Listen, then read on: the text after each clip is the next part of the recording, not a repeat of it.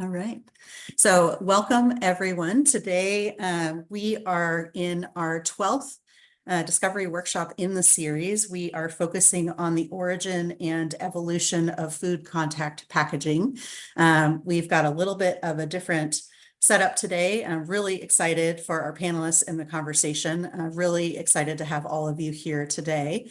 I'm going to go over just a big picture overview of the project that these discovery workshops are a part of, and then we will waste no time in introducing our panelists and getting right into the conversation. So my name is Candy Castellanos, and I am one of the project co-facilitators. I'm joined by Ariel Sullivan, who is co-facilitating this project and initiative with me. We're excited to have you here, excited to see you. We've got about 300 people following this series, and there's always room for more. So free to attend, free to join. We will put into the chat later today a place where people can RSVP.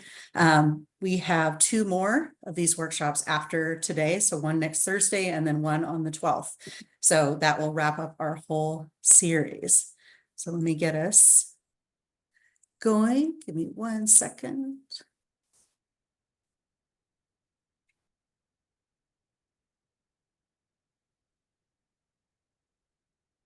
Okay, here we go. So here we are. This series is part of a larger 2-year initiative. So it is the Improving the Circularity of Compostables in Compost initiative. This is a whole system future search strategic planning project. And so this is Discovery Workshop number 12. We are focusing on the origin and evolution of food contact packaging. I'm going to read the first and the last part of our antitrust statement. The Future Search Initiative involves stakeholders from various industries. Some stakeholders may be considered competitors in the marketplace. The Future Search process shall not be used to obtain individual company advantage, nor used in pursuit of any anti-competitive objective. To do so may violate state and federal antitrust laws. By participating in the Future Search events in this process, you agree to abide by the restrictions set out in this statement. So what are we doing? So everybody improving the whole system. So this project is founded on the idea that we can imagine a future where there is cohesive and seamless collaboration across all organizations that are part of the U.S. composting system. And so this initiative is a whole system strategic planning and systems change effort. We're focused on engaging pioneers like you from all parts of the system to come together to create a shared vision and a collective roadmap toward optimizing the circular economy of the U.S. composting industry. So this work centers, but is not limited to food contact compostables. And the model that we're using for the whole system strategic planning is Future Search.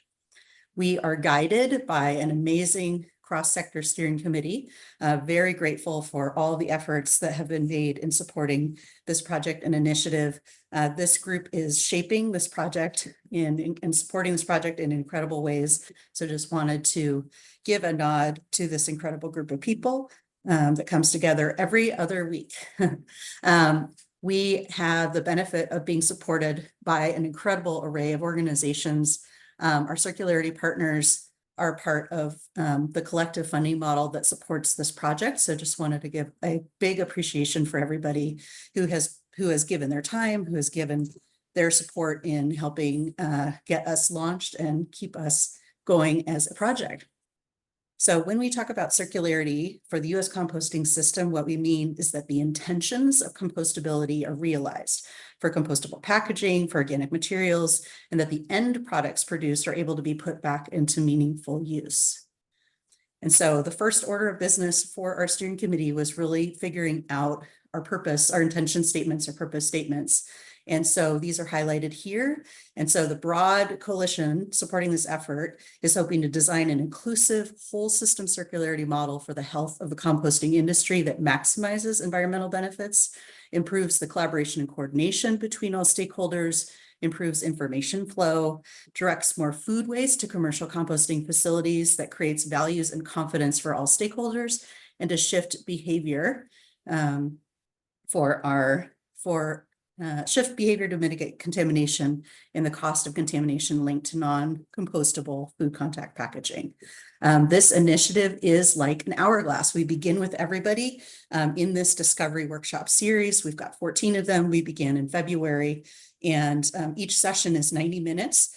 We have them recorded and available publicly on our YouTube channel.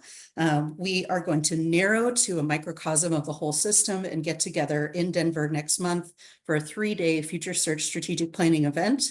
And then after that event, we are going to come back with the strategic plan that was created and work on a whole system activation. So here we are at number 12 in our Discovery Workshop series. I put a couple of resources in the chat. We have more information about this project on the USCC website. We have a landing page for all the resources and links, questions you might have. We have a LinkedIn group now that is active and live. If you want to join the conversation and follow, we've got 150 folks following us there. And this last link is an interest form. So if you are interested in coming to the event in September, please let us know. We're saying the deadline to secure your spot is the 6th of September, as we're starting to make some logistical plans for the event itself. And then with regards to the Discovery Workshop series, here's the link. Pass it on to your colleagues. I'm sure you all have it since you're here now. But our next workshop will be the municipalities and government agencies, which will be next Thursday on 8/29. All the data from this we are using in the strategic planning event, and we also have a link in the chat from, I think it was one of the first links that Candy posted. It's a public folder called Improving the Circularity of Compostables and Compost, and it's got data and insights and Q&As from every, I think the first 10 we have up there now. So feel free if you want to go back, if you want to read what some of those insights were, that's open source knowledge because we're working across boundaries to support the effectiveness and circularity of our system. And the YouTube link is one thing I haven't mentioned yet, which is also in the chat already to go if you want to go see the recordings from the first Discovery Workshops that is up there. And I will shift us now into introducing our panelists. So we are going to have a little bit of a different vibe today. So we've more of a focused conversation with two really wise, deep, knowledgeable folks on the history of food contact packaging. So we have Terry Grill, Government Affairs Americas from Seal Air Corporation, and Kelly Williams, who is a managing director of Earth First Films. So welcome. Thank you both for being here. I was getting ready with them the other day and had such an interesting conversation with them, kind of going back and forth. And we said, hey, let's replicate that because the dialogue, there's a lot of wisdom in the dialogue. And so we're also want to bring in more questions from the chat since we have more spaciousness today. So we're going to flow. They've got some slides to present with us, and we'll be meandering through these 4 questions. So the first question is, tell us about your organization and the role it has played in the packaging space over the years. We will start with Kelly. Well, thank you for the opportunity to do this. This is a topic that I feel like we don't spend enough on. So real quick on Earth First. So Earth First, you may or may not know the name. Our original name was Plastic Suppliers, and we also went by PSI Corp. But obviously, somebody that's focusing compostable materials, plastics is not necessarily the word. So we rebranded as Earth First Film some years ago. But the quick history on the company is we were a distributor of films and materials. One of the applications was window films. We were selling oriented polystyrene film into envelopes. And this stuff called PLA came along, and we became curious about it, decided to try to play with it. And fast forward to today, I think we have blown, there's different ways of extruding polymers. One is a blown film process, very popular in flexible packaging, which we're going to talk about for the next 90 minutes. But we were one of the first to blow that film and blow it very successfully at thin gauges, I think to the tune of over 200 million pounds over a 4 or 5 year period, servicing some key emerging segments. So that's who we are. We made that decision at that point in time, that all we're going to do is biopolymers, that we believe in it. We believe it's the future. But as anyone in the space knows, adoption is slow and complicated. So right now we're actually repositioning ourselves to be more solutions oriented. So there's a lot of really good materials out there, but they need help getting it into a film, getting it into a lamination. So we spend far more time today than we do blowing films. We do creating solutions, laminations with ink on a roll. So really, solutions is the name of the game for us today. Great. Thanks, Kelly. Excited to have you here. Kelly's also on our steering committee, so he's been such a wealth of knowledge and inspiration for us in the process. So I'm going to move us over to Terry. Thank you. I'm going to share my screen as a way to introduce the company I work for. So first of all, can you verify that you can see my screen? No. Not quite yet. No. Okay, hang on just for a sec.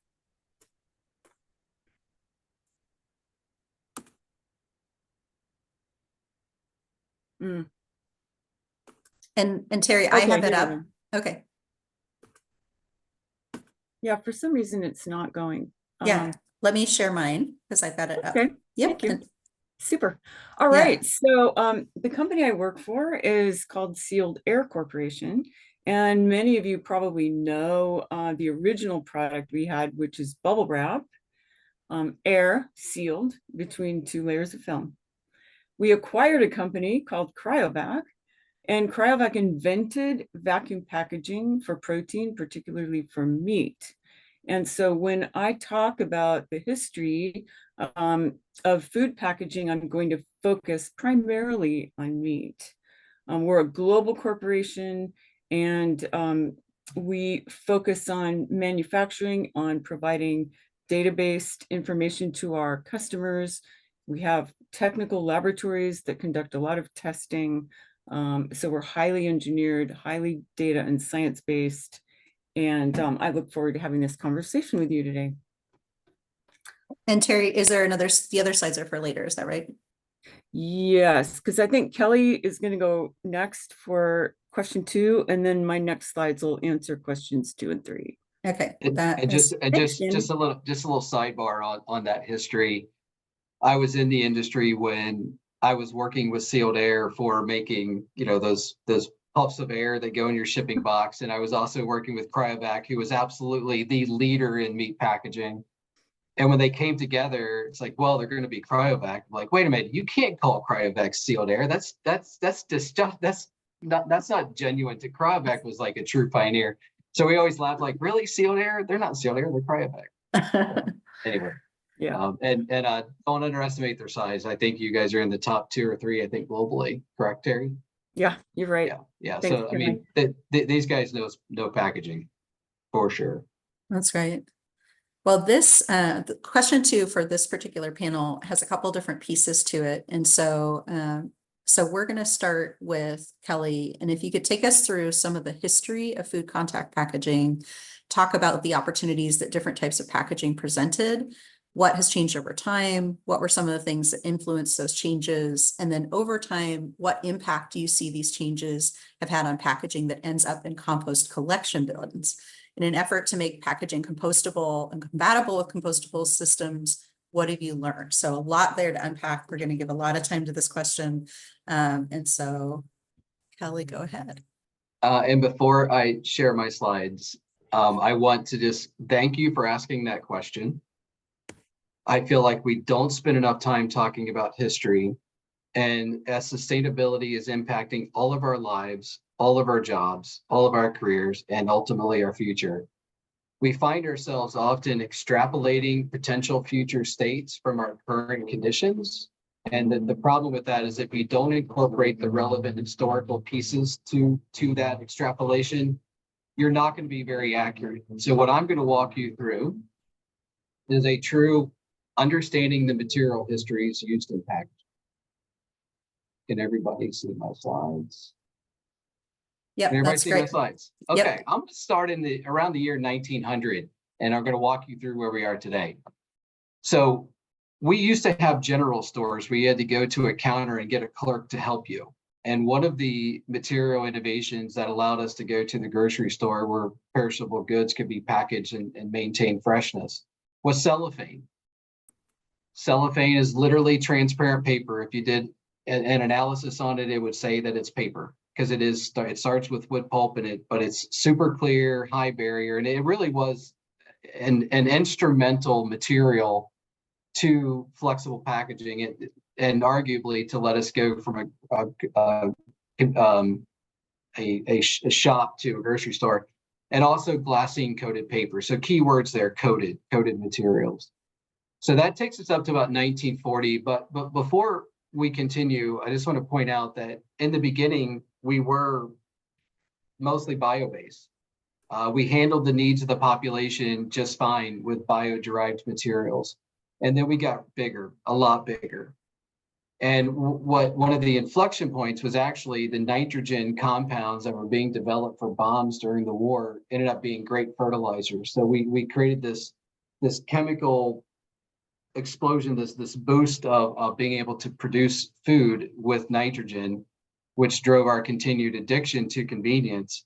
So I don't know about those on this line, but when I was a kid, you bought eggs in the store. You didn't buy them boiled for you. You didn't buy them boiled with the shell removed for you. You certainly didn't buy them the way you can get them today, where not only they boiled and shelled, they're sliced next to a nice row of salami in a thermoform pack that you could kill somebody with.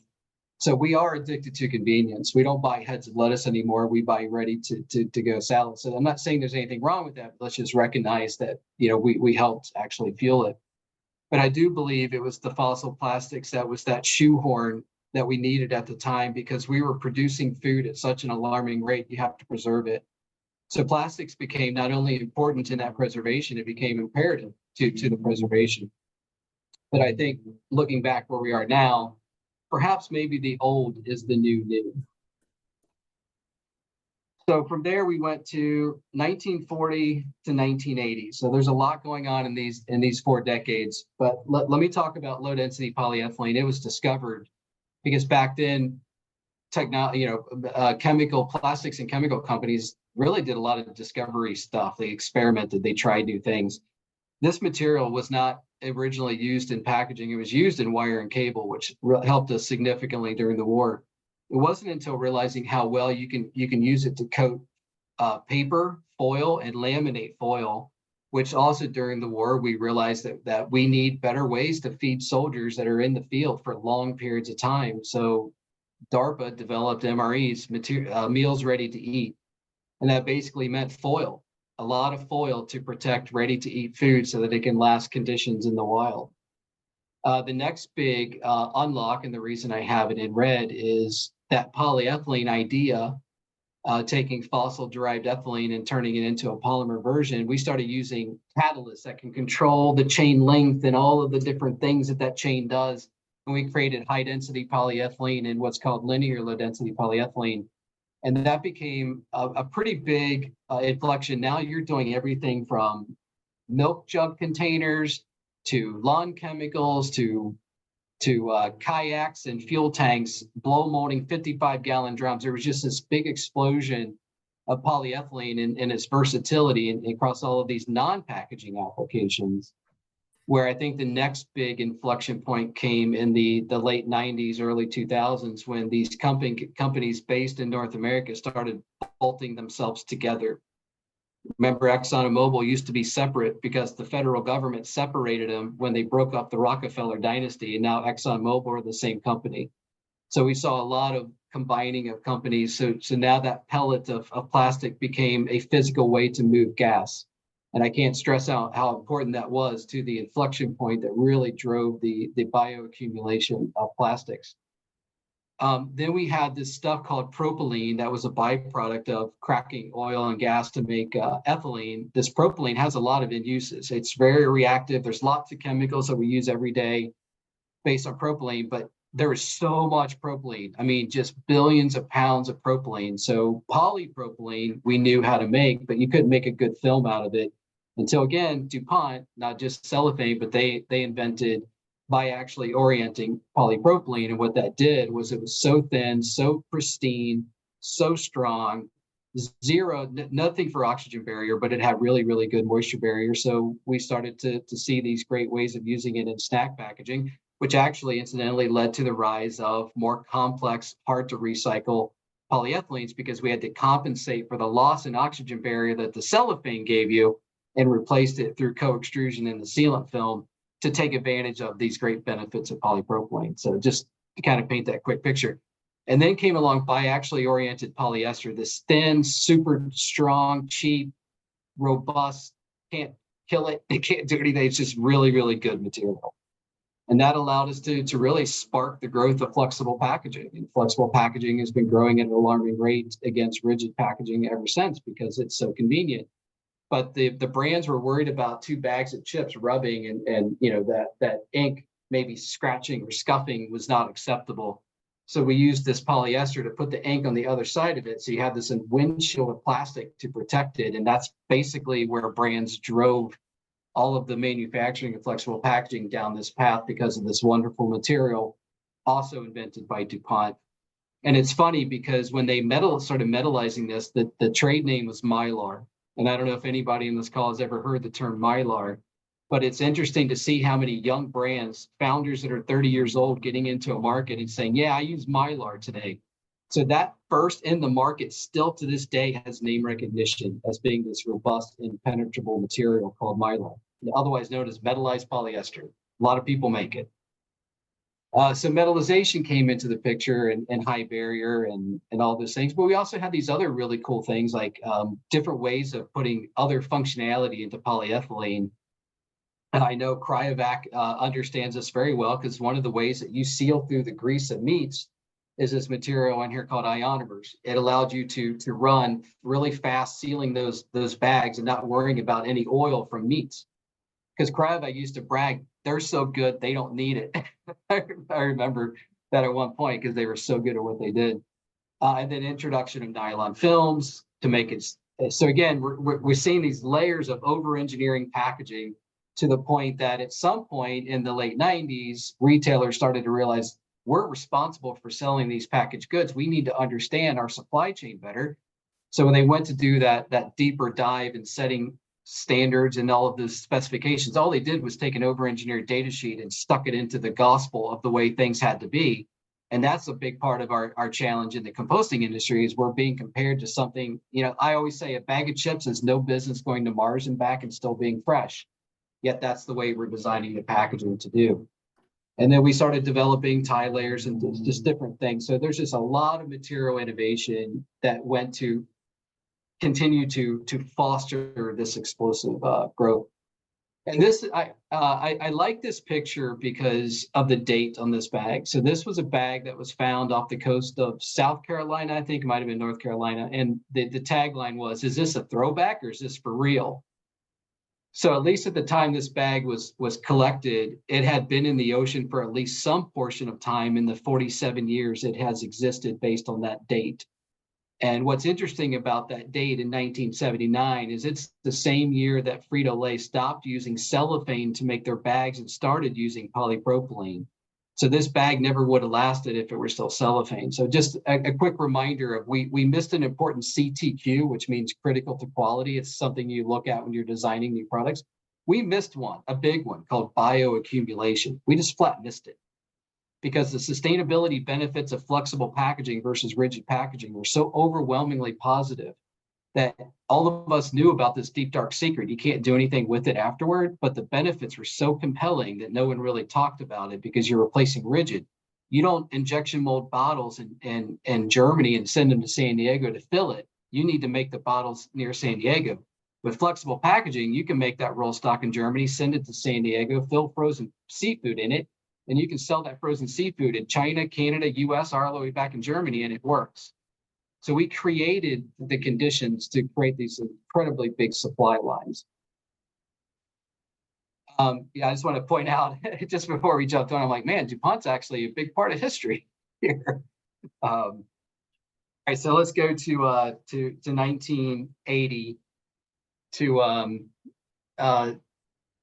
2010. So additional barrier technology, because polypropylene replaced cellophane and now you have to get oxygen barrier another way. That's where we started seeing. So the first from monolayer just means you're making one layer of a film that you make packaging with. Co-extrusion means you're multiple layers. So when that film comes out, there's different layers, sandwiches in there. When we first started doing this, it wasn't to make higher barrier sealant films. It was because we were making so much scrap in the process of making this film that we wanted to reuse it. Don't waste the good shit. It wasn't about lowering costs. It was don't waste the good shit. But that quickly went to 5 and 7 and 9 layer lines because we had to start engineering oxygen barrier into that polyethylene sealant because we lost it when we moved from cellophane to polypropylene. This battle between rigids, from metal and glass to polyester and stretch blow molded polypropylene, that was going on, is still going on to some extent.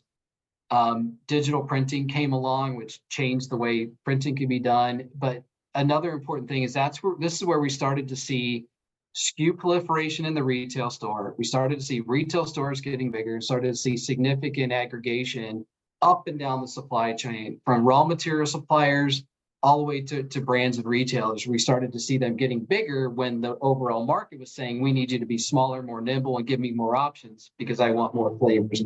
So you started to see that dichotomy. We also saw during this time some that saw the future. Dow and Cargill started making PLA, polylactic acid. So you have somebody that's in the food processing industry and somebody in the petrochemicals industry who happened to be at the time switching to more bio life sciences oriented. So maybe that has something to do with it. I don't know. But also during that time, Procter & Gamble had PHA, known as Nodax, that they later divested to Meridian Scientific. We may know them today as Danimer Scientific. So this stuff was going on then. And there's a reason it takes 20 years for new technology to really grab root. They were visionary when they started. In that area. And then 2010 to present, we have a lot. I kind of look at the food industry as deregulated because as these retailers are getting bigger and bigger, it's hard to get on their store shelf. But today through e-commerce and the fact that you can build followers interested in your product without even going on a store shelf really kind of opened things up. So there was a study I was privy to about 10 years ago that showed that according to multiple sources, I know Nielsen was one of those sources, that even though legacy brands are buying these brands at an alarming rate, they're not stopping this. The following truth is that legacy brands have majority market share, but it has been some time since they've had majority of new market growth.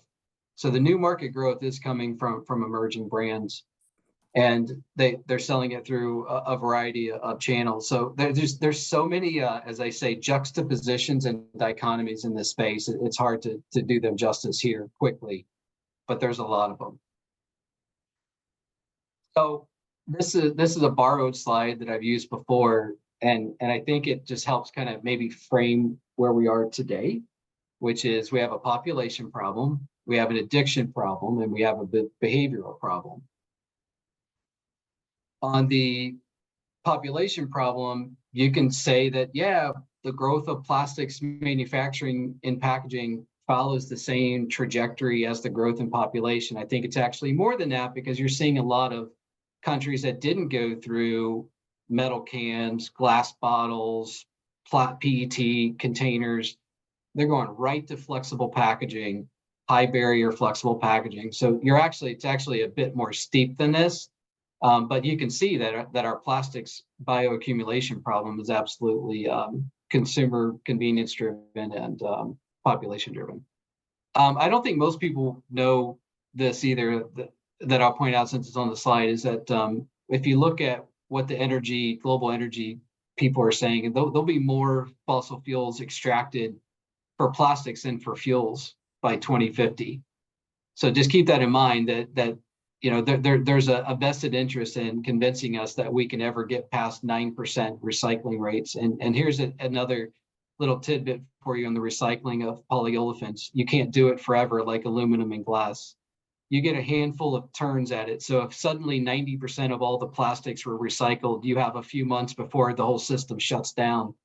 because it will start to react with itself and become hard, and you won't be able to make anything with it. So let's be careful when we think about recycling, what that actually means, because it's a temporary, I call it not a circular economy. It's a downward spiraling non-economy in the end. So just be careful. And then what I like about compostables and earth digestible packaging from its basic design elements is it's the only option out there that's actually designing for escape. And we don't spend enough time talking about the inevitable escape. Heck, we can't even design packaging that stays in one piece when we open it. We design it to end up in two pieces. So we haven't even thought through litter when we were designing packaging.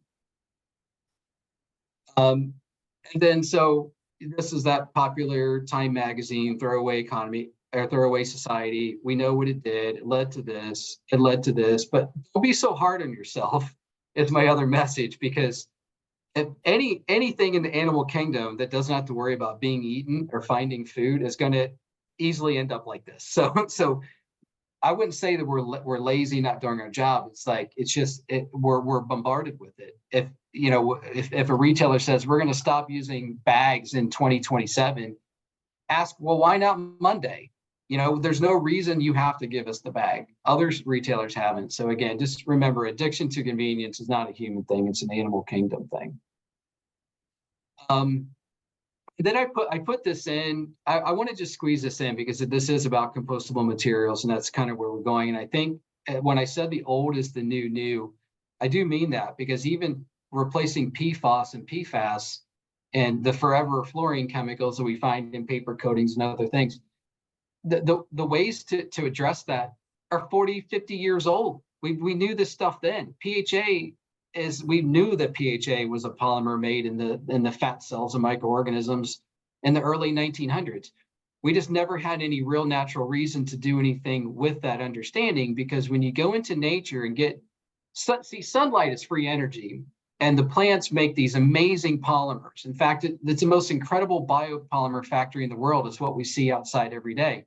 But to get that out and use it in its intact form is hard, because there's lots of stuff in there. When you extract hydrocarbons from the ground, it's an easier starting point to manipulate. All we have to do is rethink our starting point, and we can start so my new word for sustainable is sunstainable.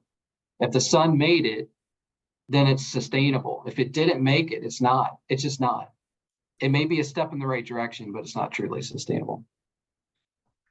And then my last slide to give you a little bit of a history lesson is I do believe, and many of us that are really focused on the material unlocks of the future believe we're already in the 8th era of human history, and here are those eras.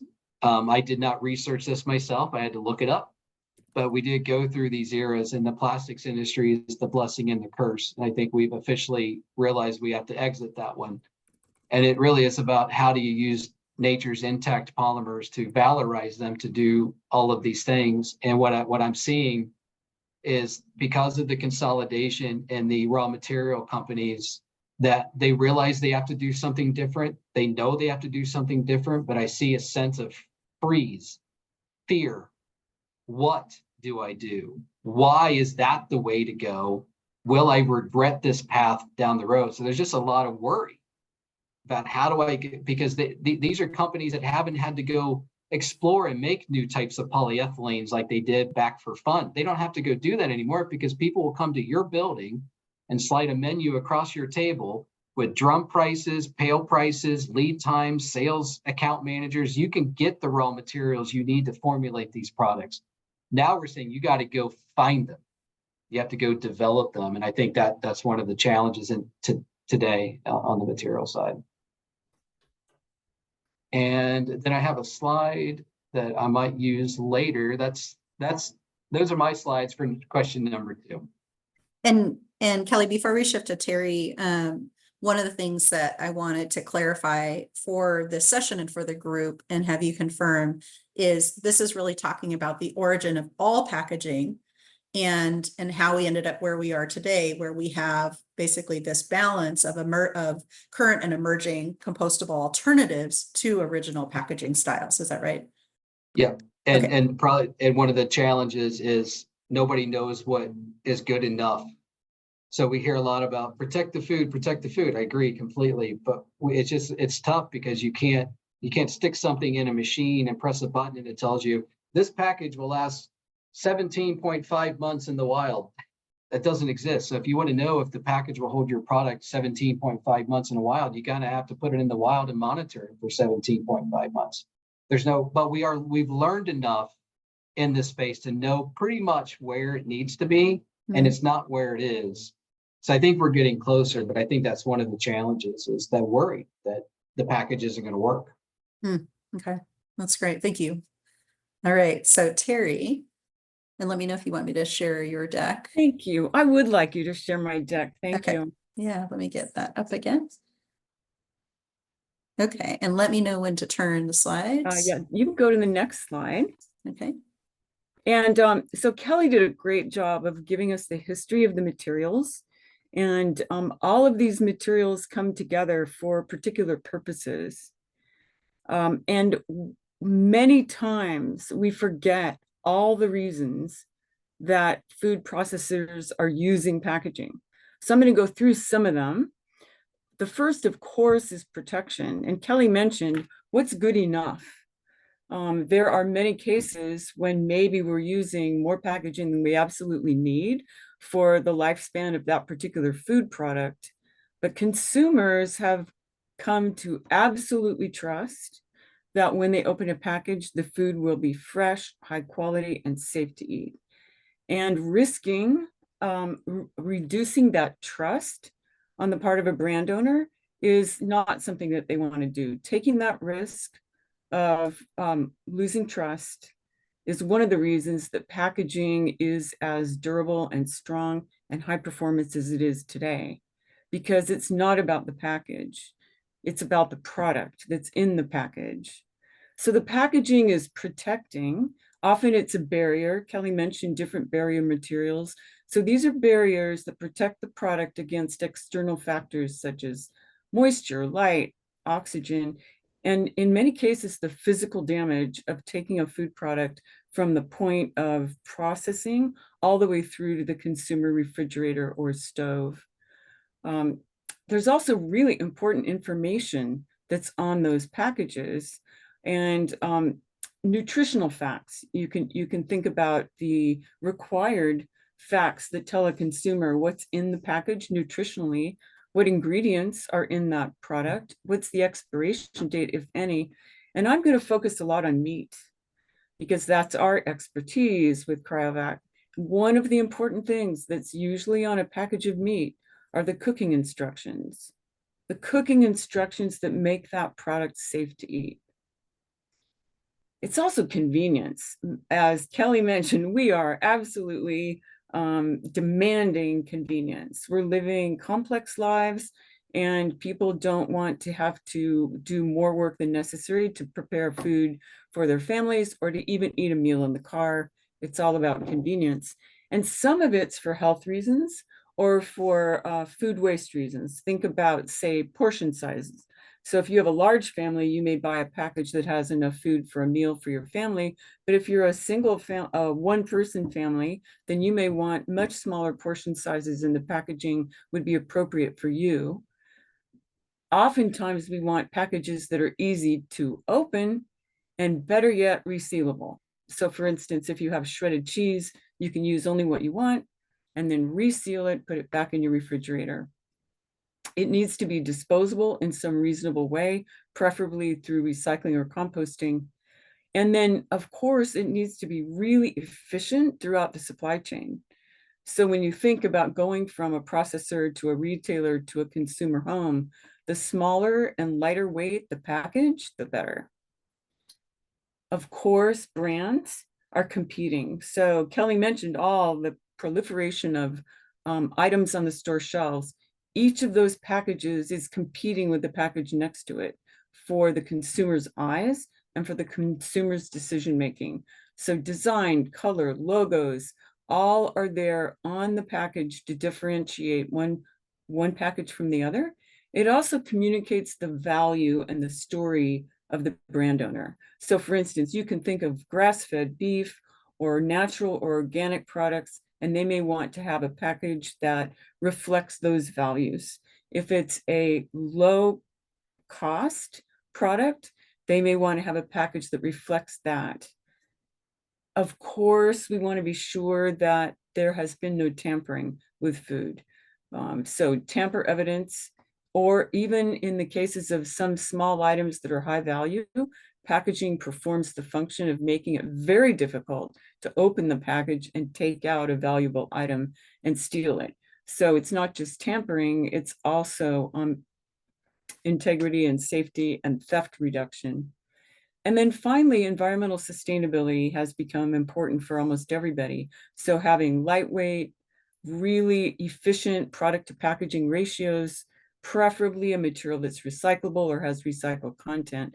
All of those things come into play when you're thinking about the purpose of packaging. And it's certainly not just what's the end of life. All these other factors come into play. So the next slide talks about what's the value of packaging for food. And I think this is really interesting because it's a wide variety of foods, from vegetables to fruit to cheese to meats. The number on the left is the freshness, the days of freshness without a package. And the number on the right are the days of freshness if it's properly packaged. The reason that that's important is that our supply chains have gotten longer and longer. As people have moved from the farms to the cities, and as processing is done in more centralized locations, the supply chain from the processing to the consumer has gotten longer. And there are more hands, not really hands, probably pieces of equipment, handling that product as it goes through the supply chain. Each point of contact is a potential for damage to the package, but allowing more time allows not only time to be sold, but it also allows consumers more time to consume the product. It gives them more convenience. It gives them more flexibility. You can think about, say, a family living in a rural environment where they have to drive a long distance to go to a grocery store. They may only shop once a week or once every 2 weeks. If the product they're purchasing is properly packaged, they have a much longer time to take it home, put it in the refrigerator, and choose to eat it. If they're in the inner city and they're in a food desert and they can only buy food conveniently at a convenience store, and they only go to a full-fledged grocery store on rare occasions, the length of time that that food is preserved and high quality gives them the flexibility to shop less frequently. So the next slide talks about an interesting curve. And I think it's really important to understand that processors pay a lot of attention to this curve. So the red dot is the perfect point of optimization, where the package is to the left, it's underpackaged, and you're potentially having higher environmental impact from food waste or food loss. If it's overpackaged, you're just spending too much money on a package. And so the decision makers who are choosing which packaging to use are always looking for that perfect point where the product is being properly protected, but they're not spending more money, and they're not having greater weight or greater complexity in the package than necessary. And so that point of perfection is that optimization point at the bottom of the curve. The next slide, someone asked about fresh. When I say fresh, I'm talking about high quality, I'm talking about appearance, aroma, all the things that you think of if you're a consumer and you're evaluating whether this product is fresh and high quality and safe. So it's not just one characteristic, and it depends a lot on the particular food material. Kelly talked a little bit about the history of packaging, and when it comes down to meat, which is what I'm focused on, it was not too long ago that most people went to a butcher. So it was a corner butcher that just dealt with meat, poultry, and fish, or it may have been a grocery store that had a butcher counter, but basically a consumer would go up to the meat counter, choose what kind of meat they wanted, and the butcher would cut that cut of meat and wrap it in butcher paper. The consumer then took that home and they had about 2 to 3 days to use that meat or put it in the freezer, because the butcher paper packaging would give it about that much time. So those are called primals. So primal pieces of meat going to a butcher to be cut up. In the 1990s, and certainly well into the early 2000s, there was a transition from these primals being cut in a butcher shop to slaughterhouses processing meat into packages that would be in a box, and they would be ready to go into the case. So in the industry, it's called case ready. And what that meant is there was centralized processing, and that in many cases allowed some big changes in the industry. So it reduced labor, for one thing. The manufacturing plants are inspected by the USDA. So in many cases, there's less foodborne illness. And it also allowed stores to use more of their store space to sell items as opposed to having a butcher department. It allowed portion control. It definitely improved inventory management on the part of retail stores. It provided consistent quality to consumers. They could come to expect the same quality every time they went and bought a case-ready package. Often they became loyal to a particular brand, and studies showed that it increased consumer satisfaction. And finally, there was less waste. So less waste of protein, less waste of residual materials. And when it's all processed at a processing plant, those processing plants have homes for the residual materials, for the bone products, for the skin, for all the other offal, and it becomes a less wasteful process to have everything processed in a centralized location. The next slide really just shows what we think about when we think about a supply chain. So you have the breeding, farming, production. It goes to factory processing, it gets packaged, it goes through distribution. Sometimes it's a complex distribution chain, and then it either goes to retail or food service and then to consumers. And what we pay attention to is think of all the energy that goes into growing those meat products. Packaging serves to protect that and to prevent loss. Packaging has to be as small as possible, so you want to have it to be as minimal as possible to ensure transportation efficiency. And the primary goal is to really reduce food loss and food waste. The next slide looks at in a sense, the important value in complexity of high performance meat packaging. And we consider this packaging to be essential.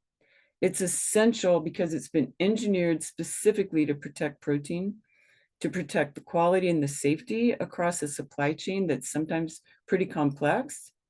So it goes from the manufacturer to distribution, from on-shelf sale through preparation, and it minimizes the use of materials. In many cases, certainly the customers we sell to, we're talking about a global distribution network, and only certain packaging can withstand the rigors of, say, packaging lamb in New Zealand for use in China or use in the UK. And so packaging allows a global distribution network. The next slide. I think this is really interesting because we become so focused on the end of life, and we are trying to think of ways to keep things out of landfill and definitely keep things out of the environment. But we have to be sure that we remember the purpose of the package. So if you look at the carbon footprint of the package and you call that 1, and then you compare that carbon footprint to the carbon footprint of the product that's being protected, when it comes to beef, it's 370 to 1 ratio. Poultry, in this case, chicken, it's about 114 to 1. So it's really important to realize that this very thin, essential packaging is protecting everything that went into the growing or processing of that food product. And that can't be compromised. The next slide. I think this is really interesting because it takes that same point. And so on the chart on the right, you can see various food products. And you look at the kilograms of CO2 equivalents. So this is the measure of global warming potential of the protein per kilogram. So you can see, for instance, beef is quite high, but you can see others, chocolate, coffee, pork. And when the United Nations considers packaging and is trying to figure out how to reduce the environmental impact of packaging, they say for foods associated with high environmental impacts in their production, packaging design should prioritize minimization of food waste. So even when the focus is on reducing packaging and ensuring that packaging doesn't end up in the environment, the consideration of the value of that package to preserving food remains high. The next slide, please.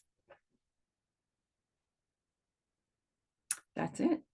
Okay, thank you. So I've talked about the history of food packaging from our perspective, but one of the things that I wanted to mention was compostable packaging. So I was involved early on when we developed a foamed PLA tray for meat.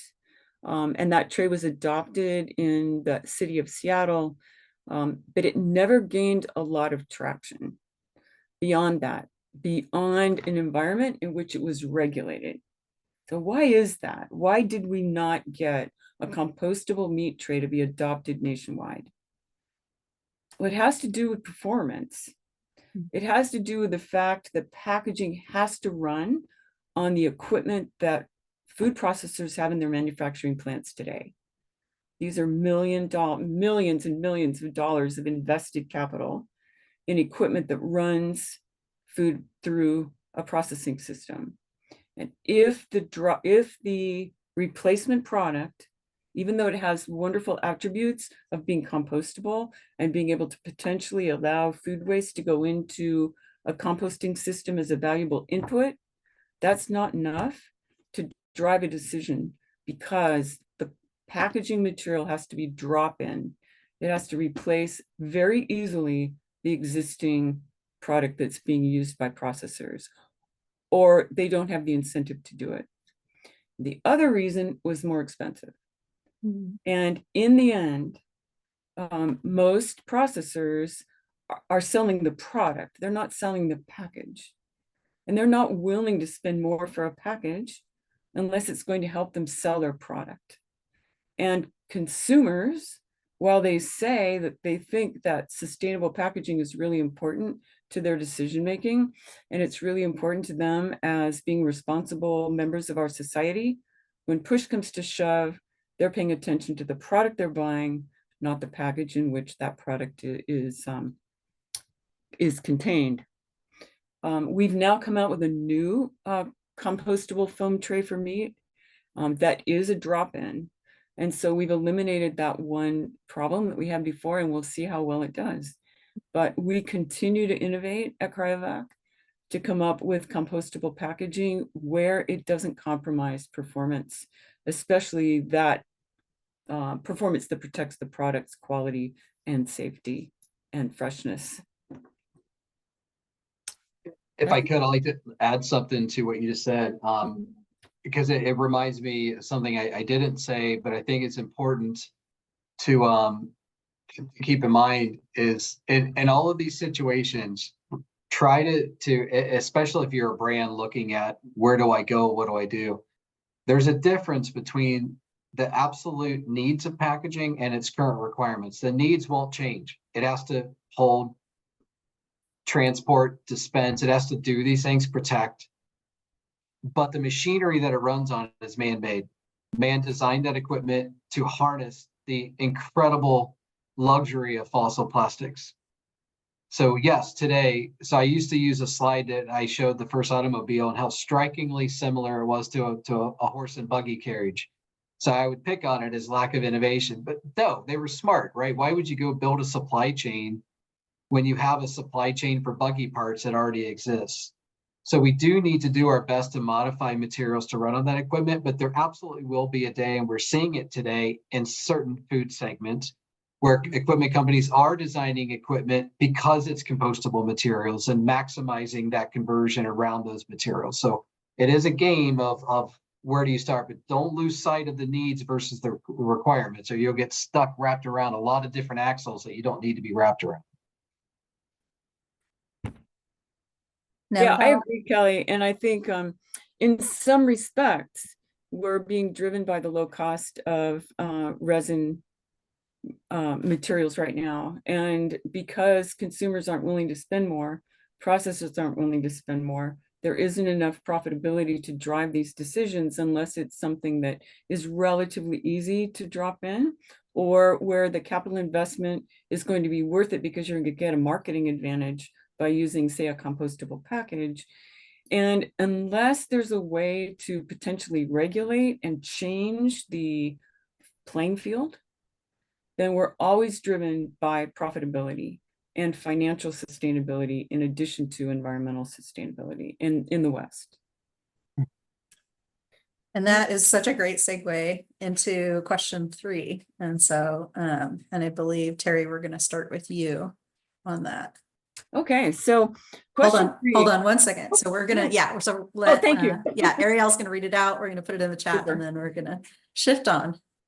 Thank All you. right, so it's in the chat right now. The question is, throughout the history of food contact packaging, how have the challenges changed and evolved? What are some of the most challenging issues facing food contact packaging today that may have an effect on the U.S. composting industry? Thank you. Yeah, I think for us, the biggest challenges have been performance, have been finding materials that are both compostable and will perform. And I mentioned our experience with foam PLA trays. Today, I think our biggest challenges relate to regulation and legislation. And most of the laws that are being introduced today are very well intentioned. They're designed to get plastic out of the environment, prevent it from getting into the rivers, prevent it from getting into the ocean. And I think it would be best if these laws were focused on packaging that's likely to be leaked into the environment, instead of packaging that's essential for safety and health of the population. Nonetheless, we are faced with things like essential meat packaging being subject to the same laws and requirements for recyclability, et cetera, as single-use packaging. And I think legislators don't really understand the nuances of protecting food, especially raw protein. Most of the people that are in the legislature are lawyers or politicians who have to have a broad knowledge base. And it's really up to trade organizations and others to inform and educate and try to help the laws become a little more nuanced and a little more carefully tailored to the needs of our society. And so it both happens at the legislative space, but then once a law is passed, then we also have an opportunity to help regulators understand how to regulate so that we don't unintentionally cause more greenhouse gas emissions or cause more harm to society. I want to use raw protein as an example. So there's the reason that the USDA tells you to cook ground beef to a particular temperature or poultry to 165 degrees before you eat it. And that's because the exterior of raw meat is contaminated with microbes. It just is. It's different from potato chips or crackers or milk that have been pasteurized or cooked or are safe to eat. And those packages can easily go into a recycling system if they can accept flexibles. That's a different topic. We need to work on collection, or we need to make those flexibles compostable so they can go directly into a compost system along with their food contents. But raw protein is different. So you think about taking, say, hamburger home, and you take the hamburger out of the package and you put it in a pan and you cook it to the USDA's recommended temperature. You know, when you serve that to your family, they are unlikely to get E. coli. You put that package that has not been cooked into your recycling bin because the state of California says you have to recycle all the packaging. Let's say that was true. That was the regulation. And maybe the regulation says it should be clean and dry. But the USDA says do not wash contaminated packaging in your sink. And most consumers shouldn't, because what happens if you try to rinse out that package and you put it in your composting bin, and then you wash lettuce or some other raw product that you're going to serve your family? You've now just contaminated that raw, fresh lettuce with whatever the E. coli was or whatever the microbe is that's on the meat. And that's not something that is healthy for consumers. So now we have a potentially contaminated package full of microbes and what we call purge, blood, fluids from meat. And you take that out to your recycle bin outside. I live in Southern California. It's going to be over 90 today. And that package is going to become a perfect media for growing that those bacteria to a much higher concentration. Then that package is going to be picked up by the truck that just came by this morning, and it's going to go to a sortation center, which generally is going to have a conveyor with humans on it, picking through the items that are likely to be recycled that have value to the recycling center from the items that really have no value and now are going to go to landfill. No matter which direction this food contaminated packaging goes, it will potentially expose those workers to potential foodborne illness. It's just not something that should be happening. And I will venture to say that packaging for raw protein should be exempt from the requirement to be recycled. The ideal solution is for us to develop a compostable vacuum film that will perform just as well as the current essential packaging does, but allows that meat, purge, and package to go into a composting system without human intervention and adding valuable food inputs to the composting system. If it can't be composted because we just don't have the technology yet to do it, it should go directly to landfill. There should be no incentive for anyone to try to intervene and recycle these films. So that's the challenge that we have right now is number one, we still haven't come up with a compostable vacuum package that shrinks, that has all the other performance characteristics. And we are being faced with the regulations that demand that our products be recyclable by us at a certain percentage by a certain date, or we cannot sell them into that state. That's the challenge that we're dealing with now. Great, super insightful. Thank you so much, Terry. Kelly, let's switch over to you. If you have anything to respond to, or feel free to just move forward with your answer to this third question. Yeah, just a few things. I think that was absolutely spot on. I was going to add a few layers around that and on that. So the question was, what's the some of the most challenging issues? And I think, and I spent a lot of time with small and medium-sized brands, emerging brands, and I feel like there's a look, the $58 billion organic market. If you dig into that market, you're going to find a couple of things. That's where those 25,000 SMBs are predominantly sitting. They're the reason the stand-up pouch market is at 5 billion and soon to hit 6.3 or 6.4 billion in a couple of years.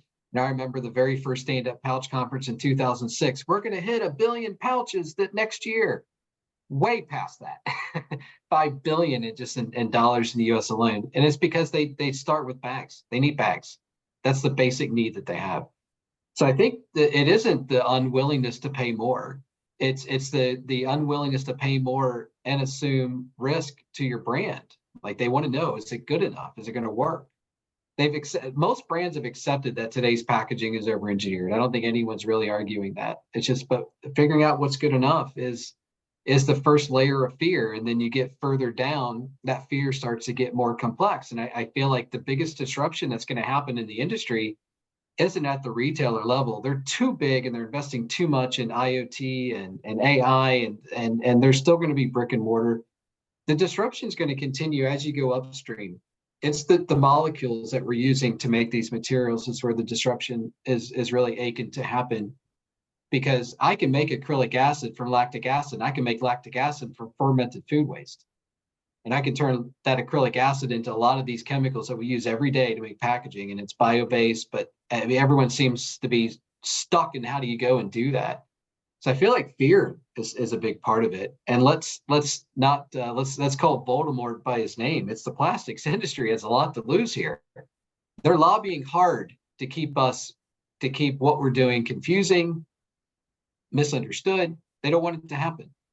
The fact that we can make literally carbon negative poly. I mean, look, we use lactic acid to preserve our food. That was one of the ways we took advantage of nitrogen from bomb research and chemically modified our farms to produce output of agriculture we've never seen before, and we're still doing it. Lactic acid is how you preserve that food. Polylactic acid is a finely suitable way in which to protect that preserved food. So I feel like it's stuck. There's a fear and stuck is a lot of where these problems are. Because to me, it's not about what goes to the landfill. I don't care what goes to landfill. That's an opportunity to mine that stuff. And that's where the Molly Made service of mechanical and advanced recycling does matter, because we can convert that into usable raw materials for future use. This isn't about what goes to landfill or what goes to a compost facility right now. In my view, it's you don't scoop water faster out of the boat. You plug the damn hole, and you plug the hole by making all of these materials earth digestible, just the way the packaging industry started. You got to make them what they used to be. So I don't buy into it's not good enough or we don't know. What we do know is that today it's over-engineered. We're getting closer to know what is good enough. It's fear that holds it back.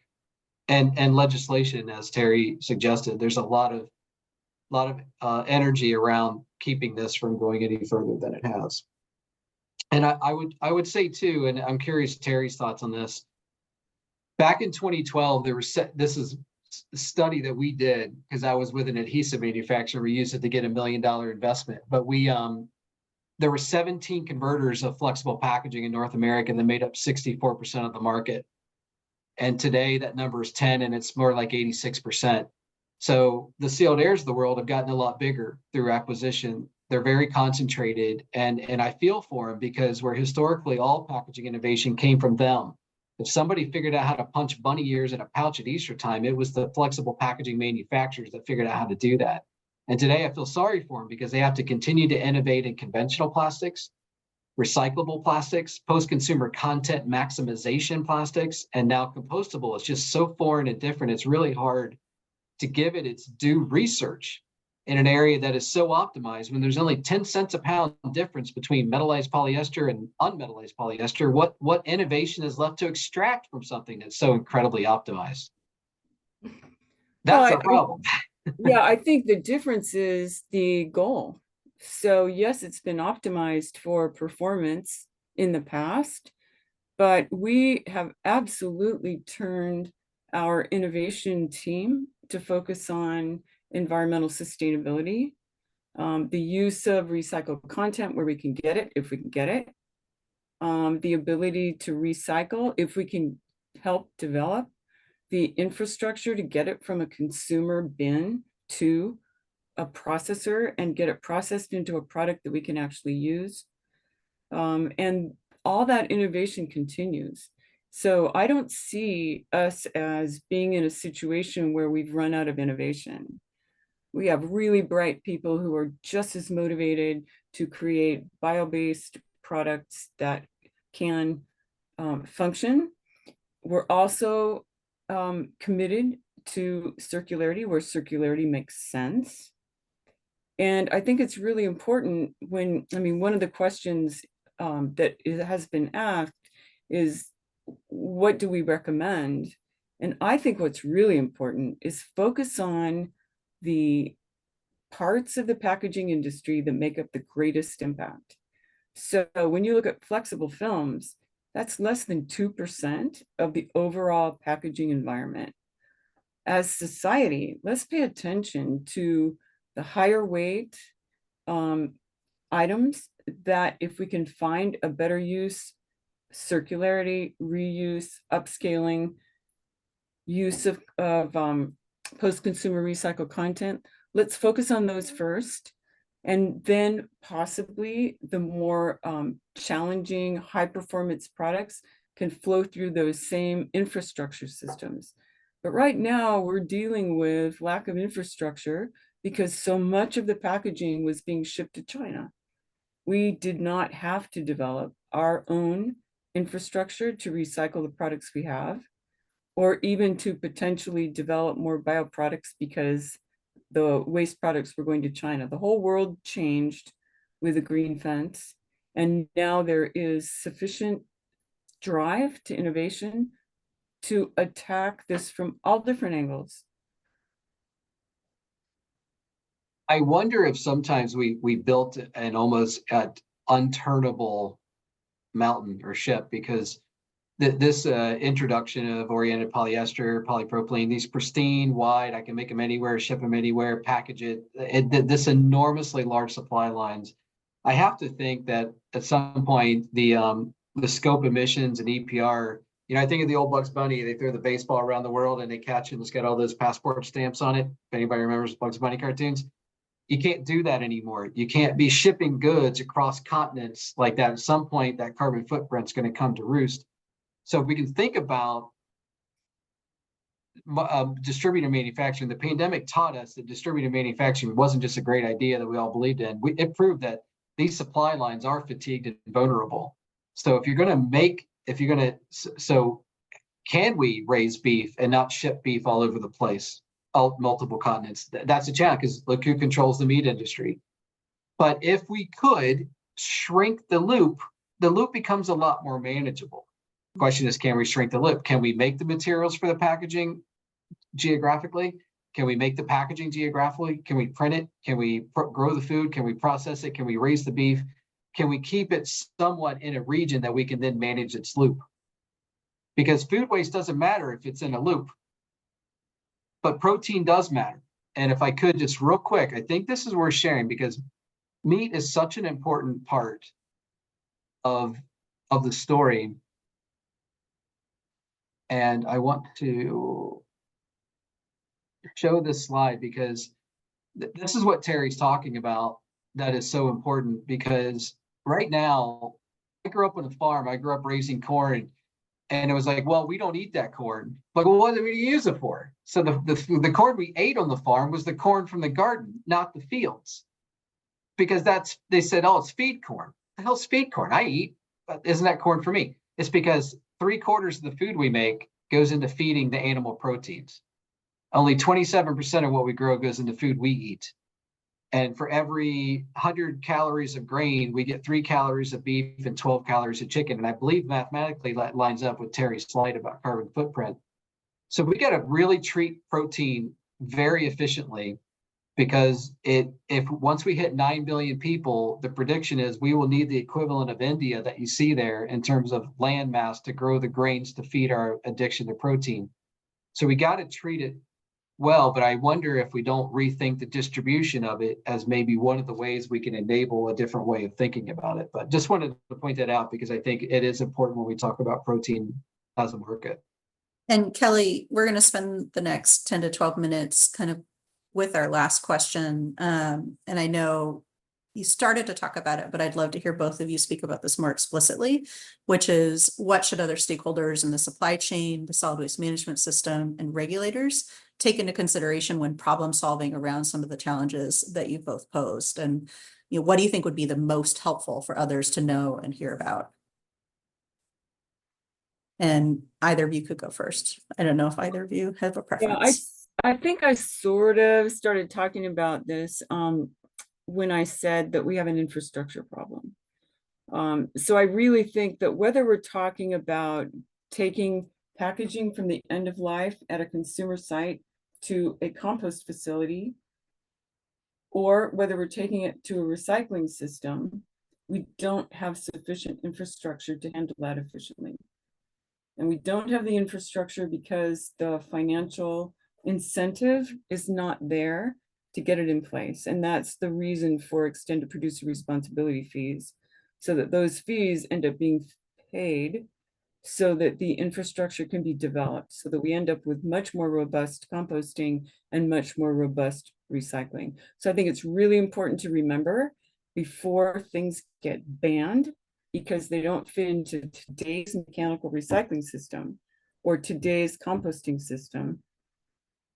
Let's not put bans in place. Let's figure out a solution that we should have been doing all along when we were shipping things to China. It's our responsibility to take care of our own waste.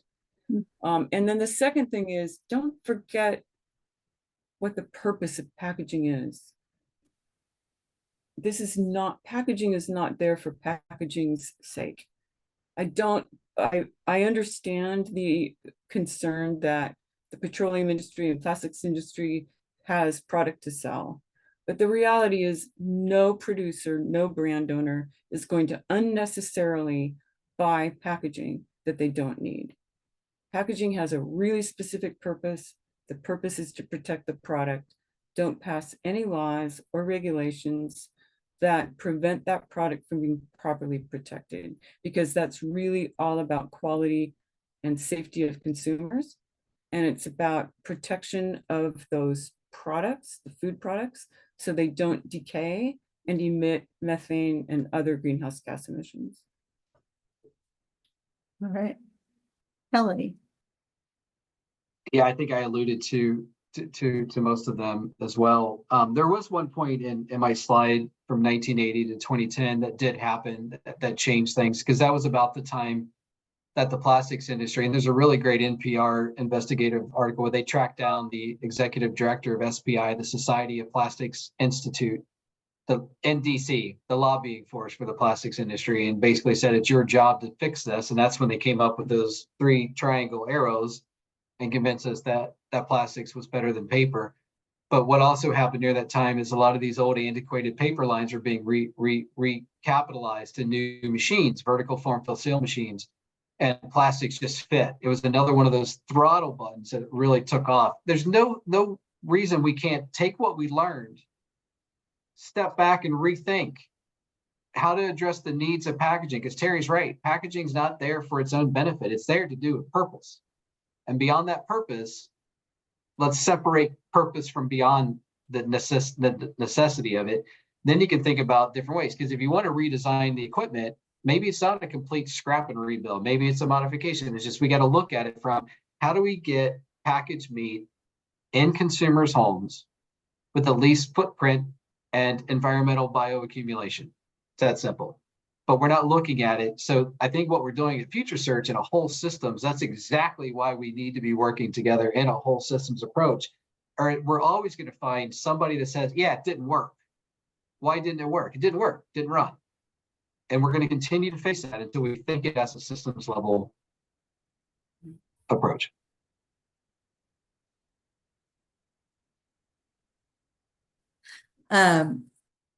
I think before we close today, I just want to give each of you any final thoughts or anything that's come up that we haven't asked that you wanted to share with everybody. No, I'll just say thank you. I really appreciate what you're doing. I admire what you're doing, and really appreciate being able to participate in a very small way. That's wonderful. Thank you for being here. And for Kelly, anything you would add? No, for once, I'm without words. Okay.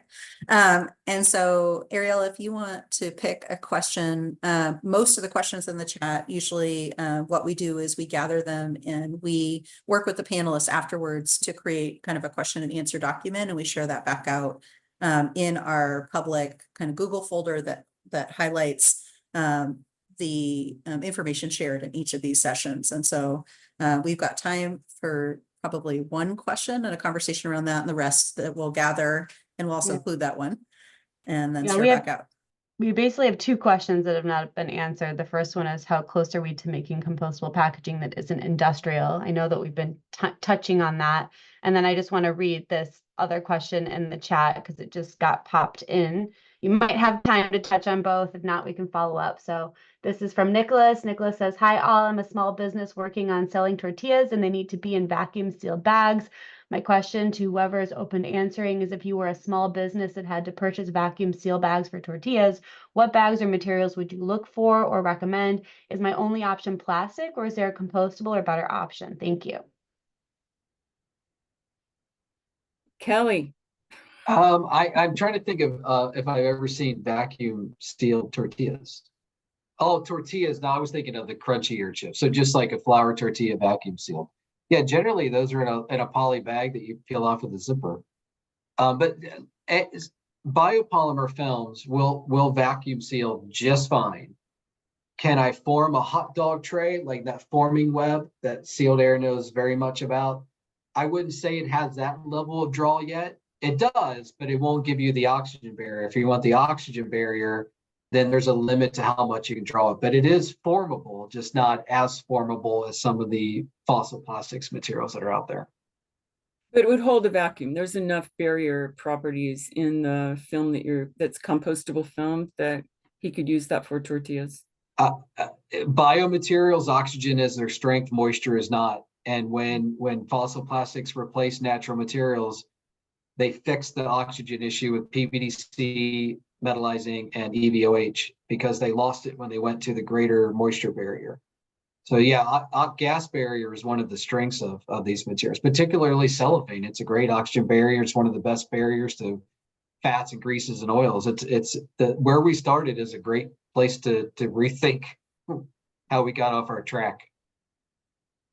No, that's great. And there's the other question was from just what you know, how close to making compostable packaging, how close is it or is the industry to making compostable packaging that isn't industrial? And so I'm guessing the asker of that question is that that's something that can be managed on site. Like this is a high barrier pouch with zipper. This has oxygen of metallized polyester, and it's all home compostable material. So I would say that home compostable is an option. There are some places that we need to use industrial only materials just to get the properties, but I mean it's changing on a quarterly basis what we can now do with home compostability thinking in the design. I do believe home compostable is proxy for fear of litter, because we hear it a lot, and I think it's the reality that branded litter is not good for your brand, and it's almost a proxy word for I just want it to go away when it escapes. Yeah. And Terry, anything to add? Yeah, I mean, I do think that we have home compostable products. And I think the challenge is how many people do that and do they really know how to home compost? But they're definitely available now. Certified, BPI certified. Yeah, that's great. All right, well, I think that is bringing us to our close unless there are any final questions from the chat. Okay, so yeah, thank you everybody for joining today. This was a really informative, insightful, both of you. Thank you, Kelly. Thank you, Terry. Both of you have so much knowledge and wisdom in this realm and really good context setting for us, thinking about imagining the future together and what's possible. And our next discovery workshop will be on Thursday with municipalities and government agencies. I will put the interest form to come to our event once more in the chat. We have been getting some folks signed up through this series. So just really thank you for everyone who's expressed interest and is coming. And we're really looking forward to doing good work together. We are about a month away, a month and a day away of this in-person event. And I'm out of time. Love it. Yeah, and Yeah. yeah, go ahead, sorry.